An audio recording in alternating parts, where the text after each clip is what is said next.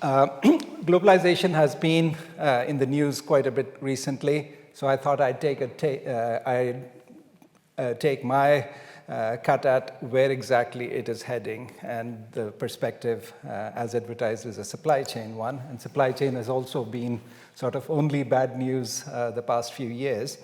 So overall, I'll be talking about how globalization has benefits, but it also has risks. And certainly it's very hard not to talk about the conflict in Ukraine, and for those of us from Britain, Brexit. Overall, I'll talk about why do supply chains occur in the first place? And that, of course, leads to globalization. Why is globalization getting a bad name?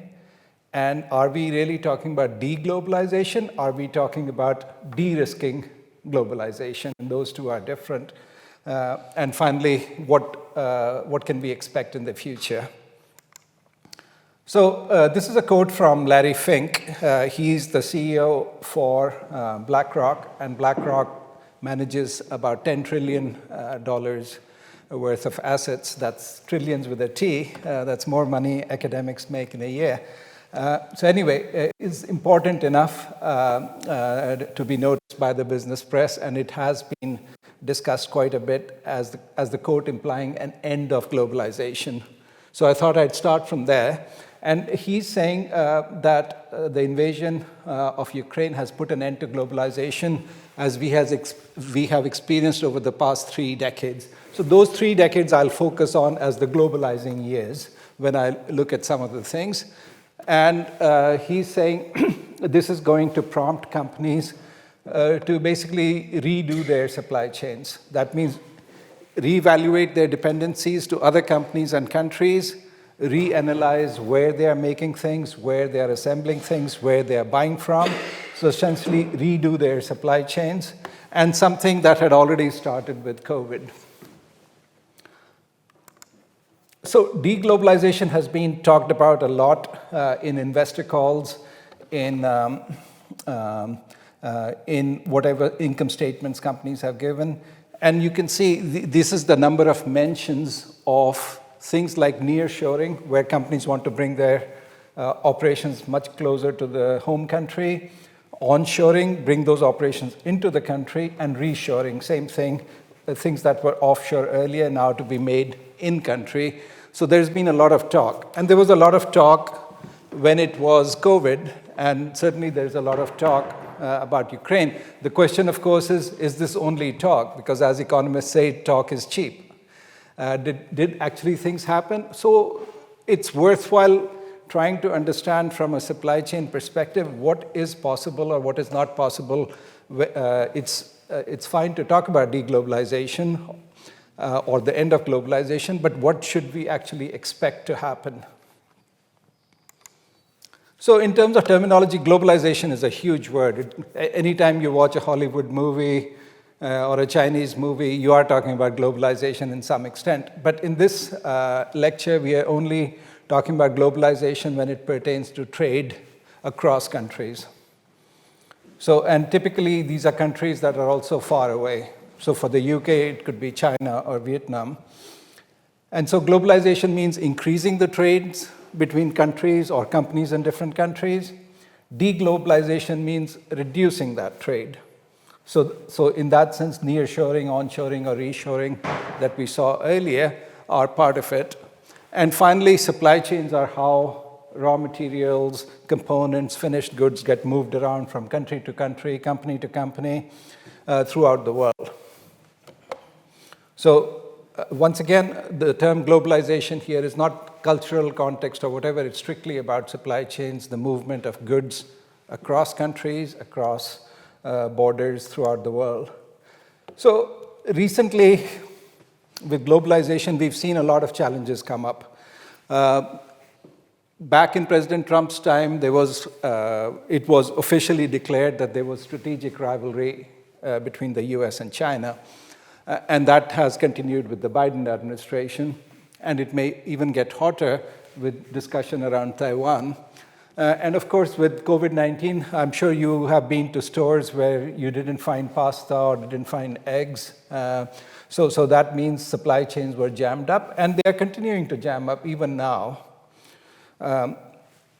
And certainly goes without saying that the Russian invasion of Ukraine and then the counter economic war, as Fink calls it, by the West on Russia, together those two have also jammed up supply chains. And it's a question of, do we really need all these global sprawl of supply chains? Why not just make it at home? Or make it what I think the Treasury Secretary in the US is friendly offshoring. That means you buy only from friendly countries. Of course, who your friends are and who they are not keeps changing too. But this is only recent. Even before that, there have been lots of challenges. I think somebody online had mentioned the Suez Canal incident. And you can keep coming up with various incidents. But the real problems are, as I see it, threefold. One is the benefits of globalization. Globalization has tremendous benefits, but the benefits have gone to just two countries for the most part. So two countries have got more than half the benefits, China and the US. And some other countries, you can keep adding up benefit, India, Korea, Germany, even UK, we've benefited here. But these countries together are 80% of all the benefits of globalization. And you can imagine in a world with about 200 countries, almost all of the benefits have gone to about 35 countries or so, 100% of the benefits. So the benefits of globalization are not uniformly distributed. And by the way, these are constant dollars, GDP in constant dollars, so that these percentages are fairly accurate. So that's one. Second is, with all this, if you see emissions globally have gone up. Now you can see here China and the US have basically swapped their emissions when it comes to percentage emissions throughout the world. These are US emissions as a percentage of global emissions. These are Chinese emissions as a percentage of global emissions, and basically swapped. And they benefited, again, they benefited from from globalization, and they basically swapped their percentage emissions. But overall, the total emissions have grown, not just for China and the US put together, but for the world as a whole. These are absolute numbers, and they've been increasing every year. And this is, again, the period we are talking about, 1990 to 2020. Those 3 decades that Fink was talking about. So emissions have grown. And one of the reasons emissions have grown is as trade grew. So this is just data from shipping. Before 1990, there is the shipping CO2 emissions are fairly flat. But after that, they've been increasing. More than doubled since 1990. In 30 years, more than double the emissions from just shipping. And out of those, nearly 60% are from bulk shipping commodities.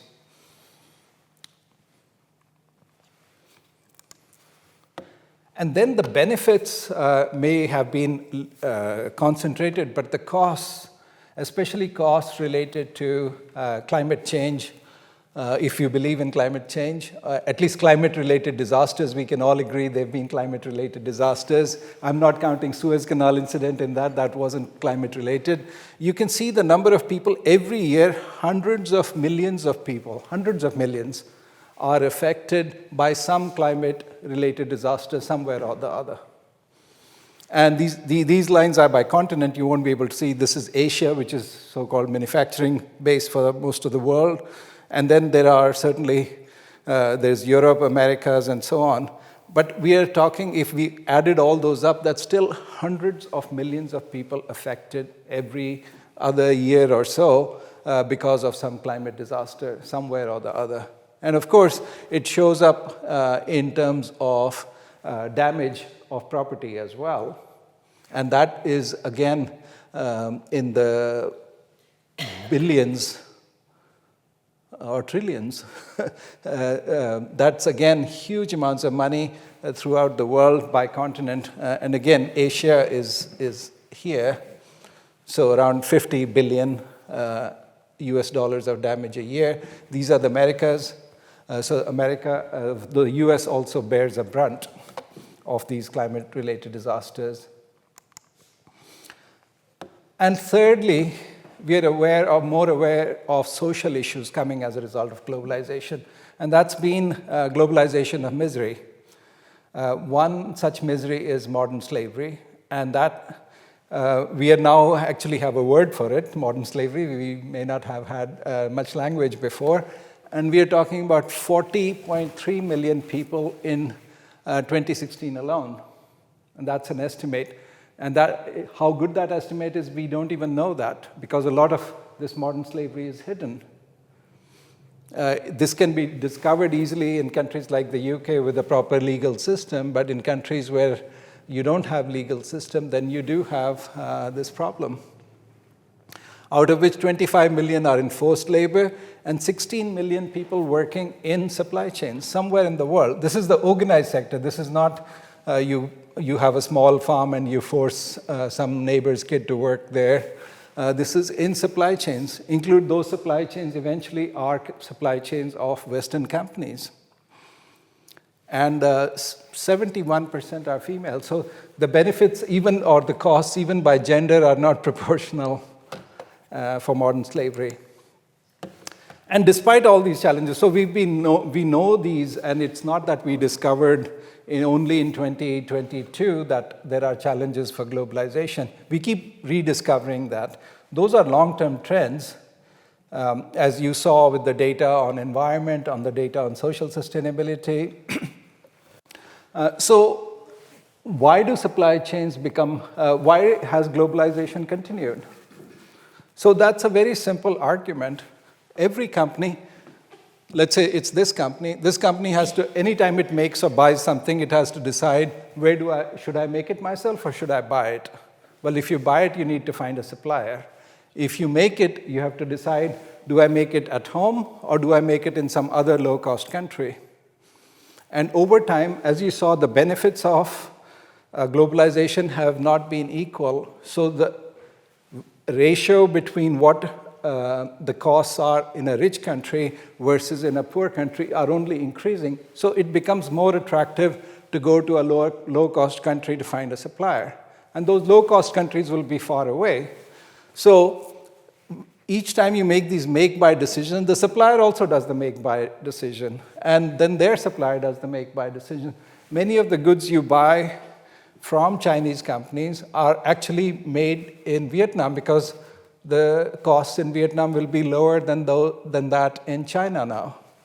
And then eventually somebody in Vietnam will export again to somebody in some other country. So supply chains get longer. Same thing on the demand side. You wish to expand sales, and then do you expand sales? Maybe it's a distributor who in turn expands sales to some other country. So the supply chain gets longer and longer, both on the demand side and on the supply side. So supply chains have got longer. And when it's a chain, right? The magic word here is chain. Chain is the chain of activities in the supply chain. The longer the chain, the more links that can break. So that means the threat of disruption grows, and that means there is more fragility. The other thing with the longer supply chain is what system dynamics expert Forrester talked about was the bullwhip effect, also called the Forrester effect, which means there is instability in the supply chain. The further you go away from the consumer, the more the variability in the supply chain. So the consumer means, let's say you buy certain goods from your grocery store at a certain level. It could be something as commonly used as, say, nappies or soap or detergent. But those small fluctuations means at the plant level, the order fluctuations that Tesco sees, their wholesaler sees, the manufacturer like P&G sees, and their suppliers see, it keeps growing. That's one aspect of the Forrester effect or the bullwhip effect. The other aspect of that is the instability continues. It's like a system that's been shaken up. Once it's shaken up, it stays shaken up and doesn't stop, even though there is enough capacity, the demand has stabilized. And you can see that with COVID today. COVID meant longer shipment times, obviously less production, more demand. So there was unmet demand. But then now there is oversupply. And in fact, that oversupply has suddenly meant that companies that did extremely well during the COVID times, Walmart and Target in the US, now their stock price is badly hit because they've got oversupply and they've had to mark down their stocks. And now again, we are seeing some shortages. So that cycle of too little inventory and too much inventory hasn't quite died down, even though, COVID also hasn't completely died down yet, but things are better than they were before. But this instability we can see continuing. And one reason is simply that the supply chain is very long. In that long, something or the other always goes out of sync when there are so many links to manage.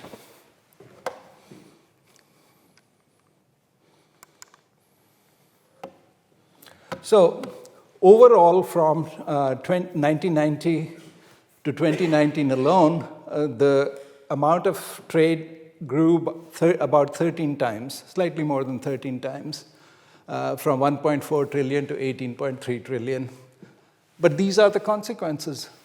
Is this a good thing? Yes, more trade means more goods. On an average, people are better off. But remember, on an average means it's like putting somebody's head in the fridge and their toes on the stove. On an average, this person is very comfortable. But of course, the poor head and the poor toes are suffering. And so the benefits have not been the same, even though globalization has benefited in terms of increasing trade, increasing number of goods, and certainly cheaper goods, more affordable, all those things have come, but the benefits are not uniformly distributed, and the costs is being borne by many other people. So there is growing inequality between countries, which of course means supply chains get longer because now you have another low-cost country you can buy goods from. And then there is some research which shows that from the low-cost countries supply chains buy from, there becomes growing inequality in those countries. So, and countries get poorer over time. As you saw, the benefits of globalization for at least 150 countries are zero or negative over these 3 decades. And that's because countries export low value-added goods. They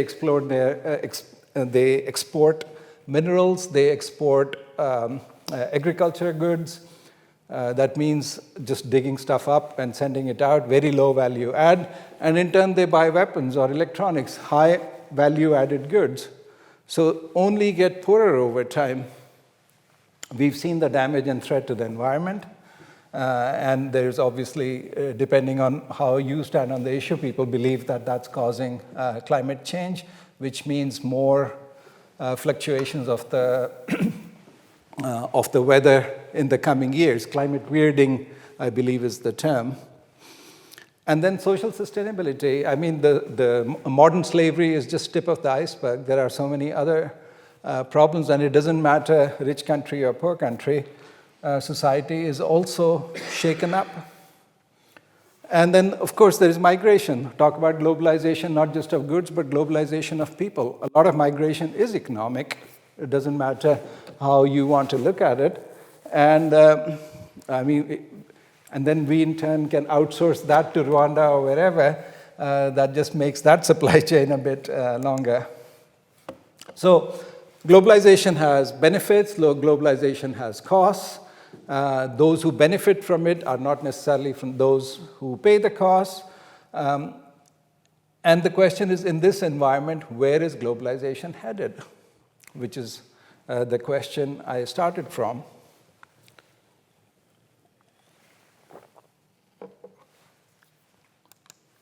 Okay, here's a quiz for you. Let's see if you pass this quiz or not. Should a company look for new markets? Difficult question, okay. What if these new markets present some risk? Should we not look for new markets and just stay home? Or should we diversify our risk by looking for even more new markets so that our risk is somewhat diversified? Yeah, okay.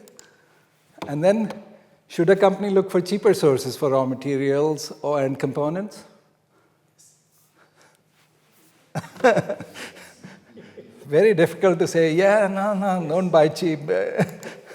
And then what if these cheaper sources present more risk or they're less dependable? Should you not buy from them at all, or should you diversify? Buy from many such sources, hoping when this guy is unreliable, maybe that person is reliable, and you get the goods. Yeah? Okay, so now you've solved the whole problem, and we can end the lecture right here. So there are benefits, costs, and risks tied to globalization. Those who benefit, they don't have an incentive to change, right? They'll only benefit more. And we'll come back to Larry Fink's chairman's letter. It has costs. Those who pay those costs don't have much of a say in globalization. They are at the receiving end. And then globalization has risks, which affects all kinds of people, those who benefit and those. So maybe that's what needs to be worked upon. So it's the risk side. So hence, we can talk about de-risking globalization as opposed to deglobalization. So deglobalization would mean reduced trade, and trade only within the country or with nearby, or as the US Treasury Secretary says, friendly countries. And de-risking globalization means reducing dependency on any one country, maybe any one currency, as the Russians are finding out. So to de-risk global supply chains, there are many strategies, but these are common ones. First of all, like what Diageo has done, Diageo makes alcoholic beverages, as some of you might have heard or experienced personally. They buy raw materials, say, in Southern Africa, and then make alcohol and sell in Southern Africa. So it's a regional supply chain, and same thing with Asian countries, same thing in the UK. So in a way, you're still global, your footprint is global, but each of the supply chains is local to within part of a continent. Or Barilla they used to buy durum wheat from Texas and Arizona and then ship it all the way to Italy and make pasta for the Italian market. And the company itself is in Italy. But a few years ago, they decided to encourage the Italian farmers to grow durum wheat so they could buy it from Italy, make the pasta in Italy, and sell in the Italian market. So that's called regionalizing your supply chains, which means in case something goes wrong somewhere in the world, it affects only locally. It doesn't create havoc in the rest of the world. You can also diversify your sources. Instead of buying from one, you buy from many sources, so your risk is diversified. If something goes wrong here, you are still getting some resources from somewhere else.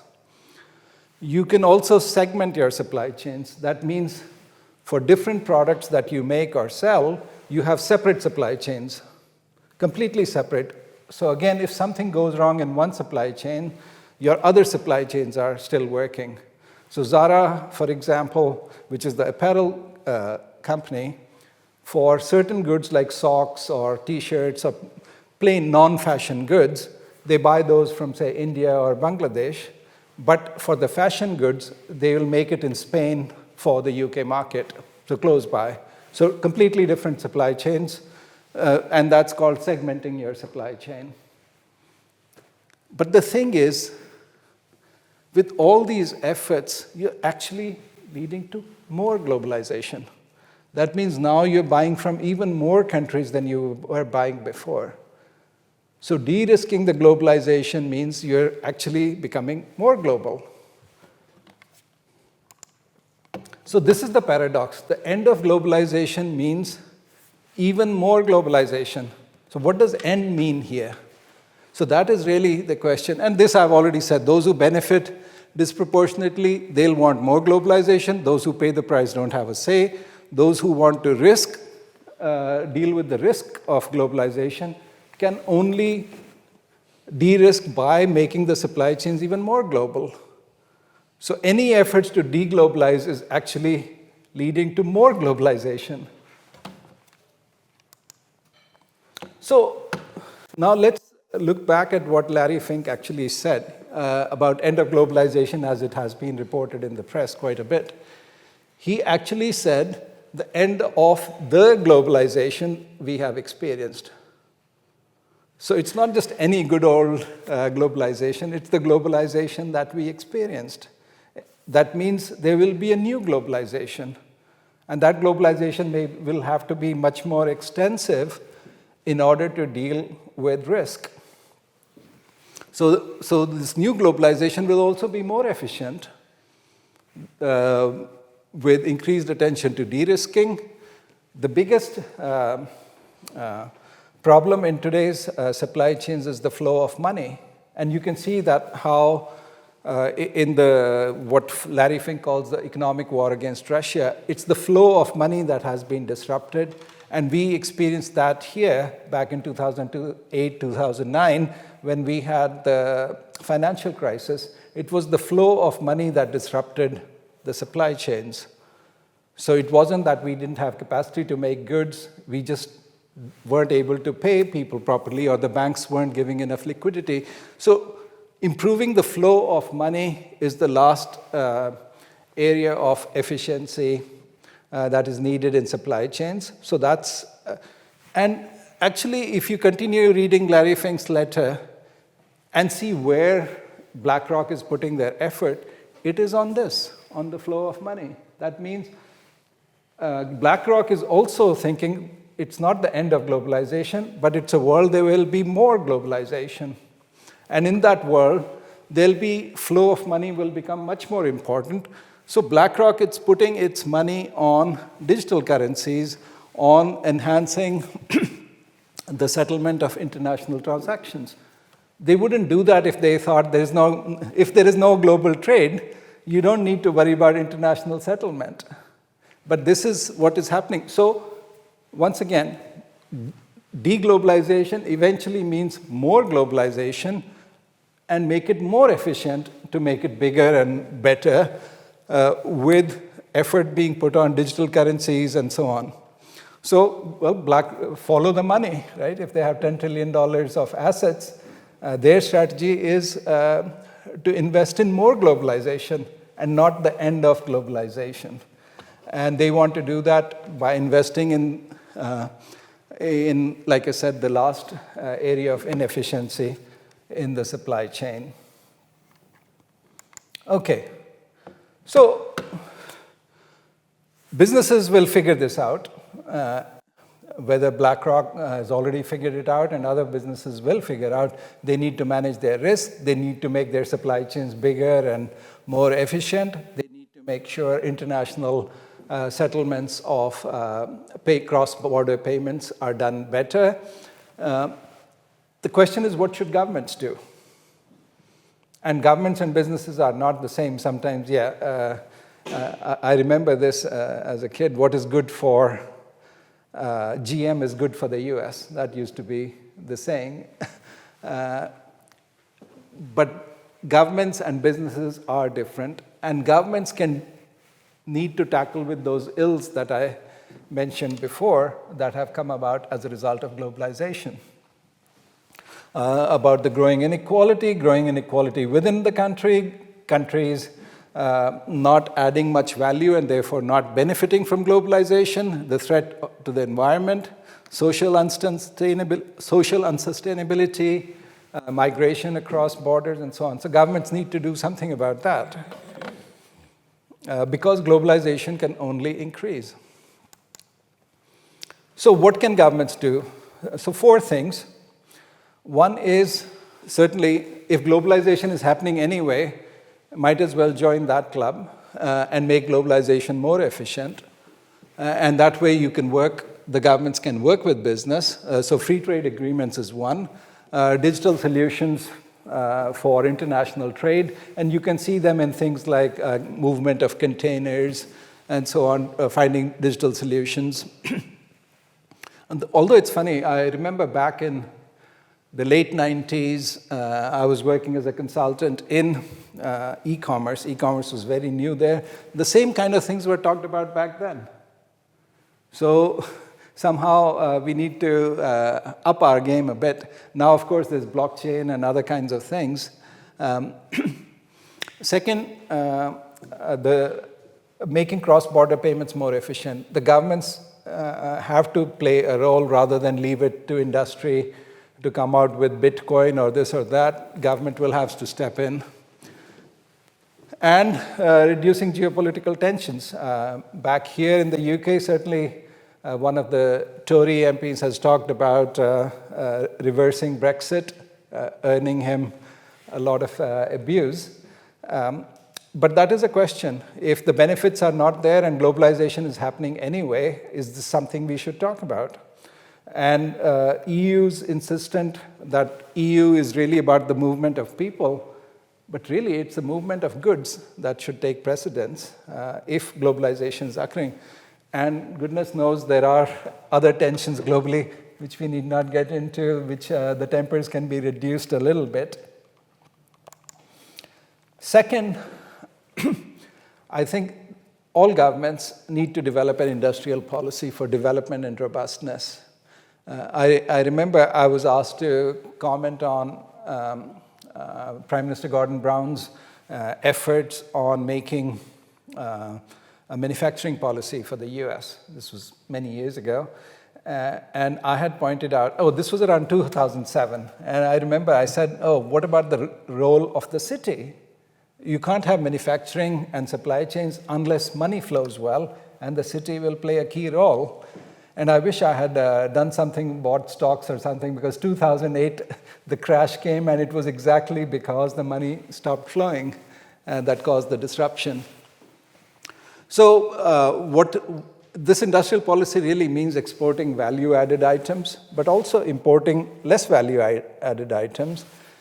These are obvious. Any country should try to do that. But also reducing dependence on one currency. And currently, the dollar has become a weapon, and that means many countries, even friendly countries to the US, will have to think about, if you want to trade with another country, does it have to be through the one currency, or can you do it some other way with digital currencies or not? So I think this is going to be true for the UK, even though we are at good terms with the US. Third thing governments need to do is require companies to report more. I mean, yes, we can always groan, oh no, yet another report, and more money for the consulting, for the audit companies who will help write the reports. But there have been efforts, the Sarbanes-Oxley in the US, for example, reporting on what's the level of risk and what are the efforts the company is making on de-risking their supply chains. I think every few years there will be a survey and many CEO surveys, and many CEOs will say supply chain risk is their biggest worry. And then, of course, some incident happens, say Suez Canal, and then we are back to, oh my God, we need to think about supply chain risk. And you saw that graph earlier where the peak of nearshoring and all that talk goes up each time there's an incident, and that talk dies down and life goes on without de-risking. But for large companies, corporations, government should require them to report on risk, because the cost of failure of a large company is paid disproportionately by the society and not by the company's shareholders. So this is required. And then transparency of supply chains in terms of their impact on the environment. You saw how the US and China just swapped their CO2 footprint or greenhouse gas emissions. So you can just outsource to someone and say, look, I'm okay, but it's part of the same supply chain. So the supply chain needs to be more transparent, and supporting NGOs can help with that. And finally, the world, back in 2015, after many years, all countries around the world agreed on these UN sustainability goals. We seem to have sort of forgotten them, where they were. They were actually quite well thought through and quite detailed in terms of what could be done. And I think companies, especially large companies, have an important role to play. And therefore, the government should require companies to report on what they are doing for these 17 sustainability goals. And these goals are very prescriptive, so it's not difficult to create these reports if you're actually doing something quite prescriptive. And finally, this is a pet peeve of mine in terms of governments always say, oh, we love small business and small businesses are the biggest employers together in any country. Well, why can't we do anything for small companies? So the benefit is twofold. Of course, small companies are doing well, the country is doing well. It doesn't matter which country we talk about. And the country as a whole, or the economy as a whole, can be much more robust to shocks if the small companies are doing well. Because small companies tend to have small supply chains. They buy locally, they sell locally, and therefore they can be quite self-sufficient. And for things like food, or medical goods. I mean, it's astonishing how much the UK imports by way of food. So if supply chains are cut off, what are you going to eat? So, and medical goods, masks, I mean, trivial things which can be made. So there will have to be sectors which will need to be supported. That means maybe more expensive goods, but as long as these sectors can meet the demand for a few months, then the economy as a whole is de-risked. So this is not for reasons of charity that we support small and medium companies. It's to make the economy more robust and achieve self-sufficiency. So one idea, and this is actually becoming tangible now, is this old idea of commons in an English village. In the commons, you can take your sheep or cows or whatever. I actually saw cows close to Richmond Park. There is a commons, and you can take your cows and graze them. And the idea of commons can be brought forward for the economy as a whole. One example that's just started coming up is this open network digital commerce. You know how if you are a small shopkeeper on Oxford Street, you're not going to have an e-commerce company of your own. You can go to Amazon and sell off Amazon, but then you pay a 30% commission on your revenues to Amazon. So that means your profit margin is going to be either negative or minuscule. But if that platform could be provided by the country, and this is what India is trying to do with this ONDC, it's not a platform, it's a meta platform. The idea is if this connectivity is already there, just like electricity, right? Electricity exists, you can do things with electricity. So imagine if there is a network, an internet-based network with everybody's connected, then people can create apps, or you could create a small e-commerce platform just for the local area where people can order from their local shops, just locally, or it could be nationally, but everybody would have the same access to the entire country. I mean, India is a huge market, but that means logistics providers can go in there, small companies can go in there. So the advantage that Amazon has or Walmart has in India, that would be reduced, because profit margins for a small shopkeeper in India are not going to be more than 30%. So paying 30% to Amazon would not make any sense at all. So this way, you have a level field for anybody. That means you have access to the internet, you can buy goods, you can get a logistics provider to ship your goods, all off the internet. And I think the same idea, I've been talking about something similar here, even for Oxford Street, where small businesses could get and do something like this. But this is quite practical, and I hope other countries will pick that up. And this is another question. These tech companies, now they've started extracting much more profit, now they've established. So the question is, are they utility companies? Should we expect Just like electricity companies or water companies, we expect them to make a little bit of profit but not go all out. So same thing, should we start treating utility companies, whether it's Meta or Google, and not allow them to make these profit margins that allow what trillion and multi-trillion dollar valuations.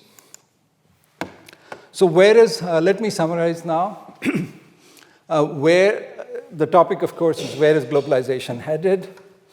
And I've talked about globalization has benefits, globalization has costs. And in the press, there's been a lot of talk about the end of globalization, and I've talked about where that came from. And I've talked about why globalization is under threat and the need to separate de-risking the supply chain from de-risking globalization from deglobalization. And I said deglobalization actually means supply chain or the world will become more globalized. So there'll be more globalization, not less. And there are other reasons. So in this world, the government will have to, this world, meaning this world where you have more efficient supply chains, and much more sprawled out across the world. In this world, governments will need to do more to protect the people who are paying the cost but not getting the benefits of globalization. And those are things, certainly lower barriers to trade means lower costs overall, which is a good thing, and hopefully businesses will join. But developing an industrial policy, especially things like the ONDC, where everybody has access to the same computer or internet-based systems for commerce, requiring more reporting, especially on the UN SDG goals. And finally, this supporting small companies. So developing industrial policy for robustness, and then small companies, especially in critical sectors.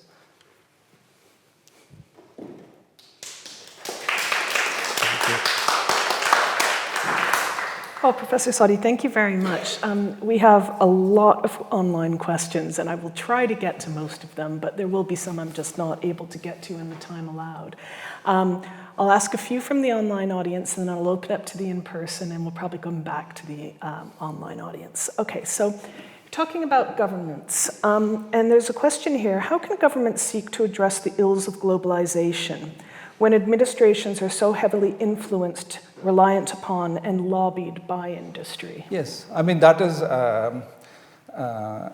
a huge problem in democracies. And ironically enough, it takes somebody like President Xi of China in a non-democratic society to say that society cannot be owned by a few large companies. So I remember even President Putin writing many years ago about how liberal democracy is failing, and this is one of the reasons of that failure. I know he's not popular, we shouldn't be quoting him, but still, that is something the voters will have to consider going forward, and that this globalization hasn't benefited them as much. You can see that in this populism movements in so many countries, not just in the US, but even here with Brexit was a sort of populist movement. And that is happening, and it would be good if governments recognize that populism, the reason for populism is that people understand that the government is not working for them. And sooner or later, people will either change the governments and find somebody who will work for them. Thank you. There's a question here about quality of products. So how much does the quality of products affect the growth of these damaging supply chains? For instance, products wear out, they fail, software becomes obsolete pretty quickly now. Is this by design? Yeah, a lot of quality of goods being poor is by design, and it's the design actually imposed by Western companies. I visited China many years ago. So they make separate kind of microwaves for, there was one company, one factory, which makes 90% of the world's microwaves. 90%, just put it in different boxes. But they have different microwaves for the Chinese market.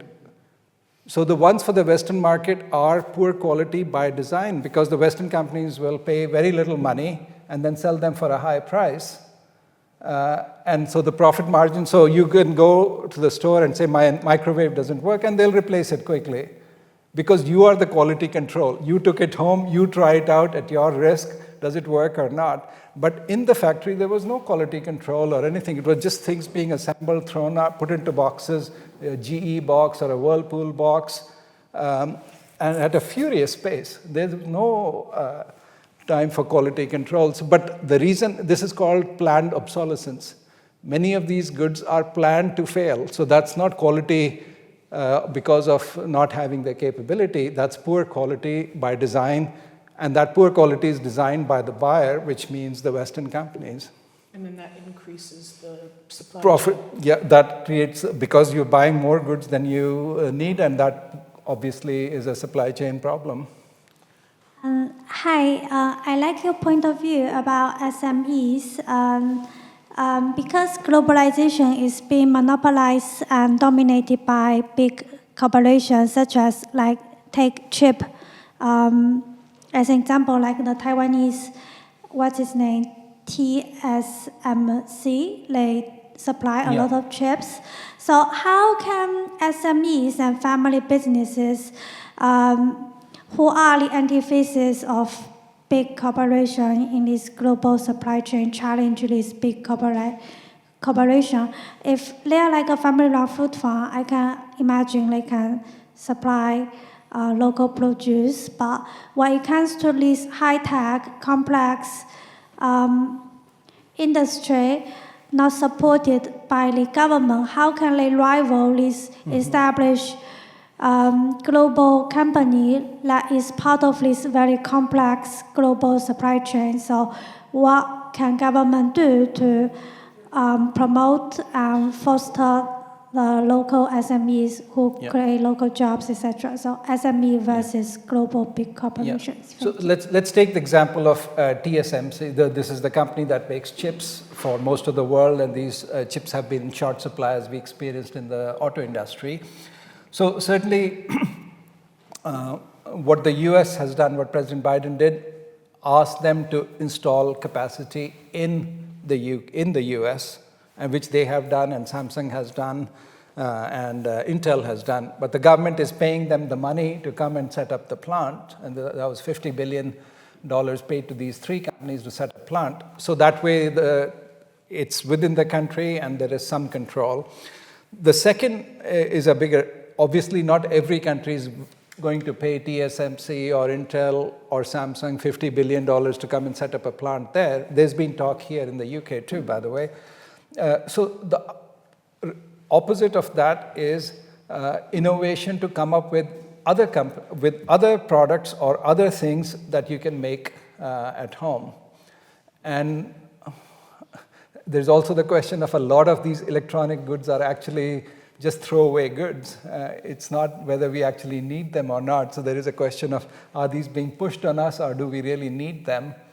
But I think even small countries like Finland or whatever have done a tremendous amount of innovation on these e-commerce side. And we think of mobile phones, right? They all came from Finland. So countries have to innovate. You can innovate out of set box, or you carry a big stick like the US and then require companies to set up their supply chains in-house. But those are the kind of things that have to be done. I see we've had extra warehouses in the UK here, for an extra fifth in the last 3 years. Do you think we're going to swing to more and more shorter supply chain, more protection for another 5 years, until we get past these present shocks, and if there's no more shocks, then just human nature loosen up again and go back to natural sort of globalisation? I think 5 years is a long time. I gave you the example in the US of Target and Walmart, where they've gone from having too little inventory to too much inventory within a matter of months. And stock prices have gone from very high to very low also very quickly. So I think the same thing will happen here. We may have extra warehouse for keeping extra goods, but then because of that Forrester effect and the continuous imbalance, within 5 years there'll be many cycles of too much inventory and too little inventory. So my guess is it won't be 5 years before that happens. If you compare the economies of large countries like China and India, they did a research on this, and they found that in China, they like to get all the designs from abroad, and they act accordingly. In India, when they did the research, they got the impression that no, they don't want to follow other people's designs. They want to do their own design, first of all for the internal market, and then they want the rest of the world to get interested in the thing. Now, this paradigm is a problem. The other thing, I was rather concerned about people who fall back, who are falling behind because of globalization, and what governments can do. Is it entirely due to corruption, or is it some other reason? Okay, so let me answer. So 2 questions. So first of all, I had looked at Chinese companies over the 90s, and during those 90s, initially from taking designs from abroad, just making goods cheaply, they went further up in the supply chain to make their own designs, and now they will offer Western companies their own design and their own product. And some companies have even gone forward where they even offer customer service on behalf of the Western companies. So getting closer and closer to the customer, getting upstream in terms of design and R&D, because every company eventually says buy or make. So same thing you can say about research. So China has also, Chinese companies have also expanded their remit into design as well. Comparing that with India, it's always been slightly confused. On one hand, it's always make, like the current government says, make in India, make it locally, everything done here. But then they import these really expensive weapon systems, and then they export rice, which is already subsidized, so it's a money-losing business. So this industrial policy about manufacturing hasn't really been thought through very well. And that's, like I said, there is research which ties that to globalization. So globalization has created not only widened the difference between rich countries and poor countries, but also has widened the gap between the rich and the poor in those poor countries.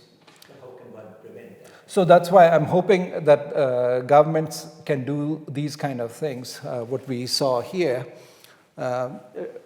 which will target how do you protect the weaker part of society and weaker countries. I was really curious about that question, because is globalisation the cause of this increased gap, or was it going to happen anyway if we didn't have globalisation?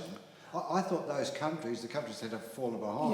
Yeah, there is enough. There is enough research to show that it's the cause and not a correlation. Can I bring you to a kind of practical question here that someone has asked online? He's saying, practically, what should procurement and supply chain functions in companies be doing now to improve their systems thinking capability? So it's about scenario planning and systems thinking. What should companies be doing now to improve their systems thinking capability? So there were 2 aspects when I said making supply chains more efficient or de-risking the supply chain, and also this continued imbalance that I referred to as the Forrester effect and all that. For both, obviously, I don't understand the full intent of the question, whether that means more modeling for systems dynamics to understand why this continued shortage and excess inventory cycles. Certainly there are modeling solutions, but effectively it's the longer the supply chain that will happen. But in terms of how to de-risk to de-risk their supply chains and prevent shocks from happening in the first place, and if shocks don't happen, then the system will not become unstable. So I would say right now, immediately, the companies have to think about how they can de-risk their supply chains. Okay. Although the effort, again, can result in more risk rather than less risk. So, And one more, which I think is a bit more practical. This is about port congestions. How can these be avoided in a planned way, especially in a post-distress period, for example, post-COVID? yeah, I think after the fact, many people will say, oh, we should have done that, right? We should have done that. The point is, in a world which is highly unstable, something or the other will always be going wrong. So either you plan for your supply chain, assuming something somewhere will go wrong. As long as most of the supply chains is working, that is a good thing. But you cannot predict or take precautions such as, oh, Suez Canal happened. I mean, who would have guessed that this ship would have turned in such a way and then blocked? These things will happen. Somewhere they will happen. In a very long supply chain with many links, some link or the other will break down. I was just curious to ask whether you think, in some regards, there's also an inequality in the complexity of supply chain. So, like you said about countries that essentially just dig a mineral or an agricultural produce out of the ground, and then it enters a more complex supply chain as it's sent abroad as an export. In that sense, for that country, it's really just a one-way street. And then it enters a more complex supply chain as it enters more kind of advanced economies or economies with more infrastructure to move it in different ways. So in that sense, do you think globalization somewhat relies on that inequality of supply chains, where for the export-focused country, it's really just a one-way street? Yeah. That is very true. That's why globalization causes inequalities. Because if one country says, oh, we are not going to export bauxite, we want to refine it a little bit before we export it, you say, oh, I'll just buy it from the neighboring country. I come from Australia, which is often accused itself and by others of selling the farm, iron ore, wheat, everything. But during the Second World War, the problems of isolation became evident and they started to industrialize. So they were quite industrialized for some time. The result was that there was protection on the industries. Motor cars, they made nice motor cars, but they didn't always work very well until they took the protection off. Then the motor cars worked better, then they took more protection off, and now they don't make any at all. But I was surprised just recently that I heard that there was the Prime Minister, the previous Prime Minister, was at a factory that was making the things for making phones work. I lose the words from time to time. And there was another factory making solar panels. And that was, they're fairly new industries. They're coming in. Let's hope they don't protect them over much, but just enough to keep them going. Yeah. So somewhere in the middle, it's got to be. Yeah. So one is we should stay true. If we stay true to capitalism and make sure there is enough competition, once you take away the competition, then there is not much incentive to improve quality. And part of that increasing the competition is to level the playing field for small companies too, because then the threat is always those small companies can tomorrow become large and then compete with the current large companies. The whole effort of any large company is to wipe out the competition so that they can have monopoly profits. And the government, if it's a truly capitalist government, should make sure there is enough competition that bad players do not exist. So the other part of the question is, should we protect some industries which are critical in the long run? And you could argue is steel or healthcare goods, even though they are more expensive than, say, importing from China, we need to have something always there so that supply chains in the country can run even if everything was cut off. And food in the UK is something we'll have to be looking at very carefully, because there's just not enough supply chains, and we can keep importing, but at some point, if you say, what if we cannot import anything for 6 months? What are we going to live on? So there has to be some protection for some industries.